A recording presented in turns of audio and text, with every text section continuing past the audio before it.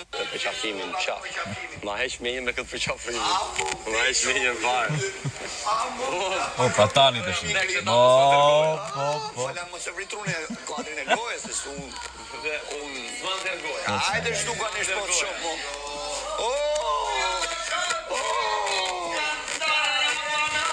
A more vesh pi? U përqafu kështu prap. E përqafoj, tam shmejnë me këtë përqafim. Edhe jam, kështu du, brikena kështu. Përqafimi brikenet shumë. O shumë normal shumë? Këta shëve ka pasqyra? O që ka normal.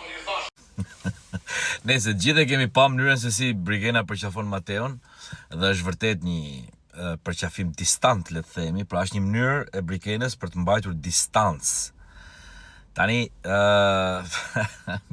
më pëlqeu shumë tani këtu me thënë drejtën, sepse ka nevojë robi edhe për këto momente në shtëpi. Por problemi është se, shiko, tani i ka dhënë një mundësi njohje. Mirë, po kanë kaluar gjithë ato kohë. Sipas komenteve, qofsh në studio, qofsh ashtu, Mateo nuk e ka treguar ashtu siç duhet.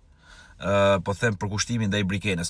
Tani këtë e konfirmon dhe vetë Brikena, sepse pas komentit që erdhi nga opinionistët, Brikena duartrokiste, pra ishte dakord me opinionin e opinionistëve që Mateo nuk e do aq sa duhet ose nuk përkushtohet aq sa duhet. Mirë, po tani a mendoni ju se jemi në një moment që ose do ketë një lidhje ose s'do ketë një lidhje, sepse koha për të njohur besoj ka qenë mjaftueshme dhe Big Brother i ec me ritme shumë të shpejta dhe i bie që pastaj të rrim kështu gjithkohës, domethënë ata në shtëpi dhe i bie pastaj ta shfrytëzojnë për lojë gjithë këtë histori. Pra, kjo distanca, a është e vërtet? A duhet mbajtur akoma apo besoj se ka ardhur fundi i distancave dhe të thuhet, o po, o jo më vlla, nuk puqemi gjikundi ose puqemi diku.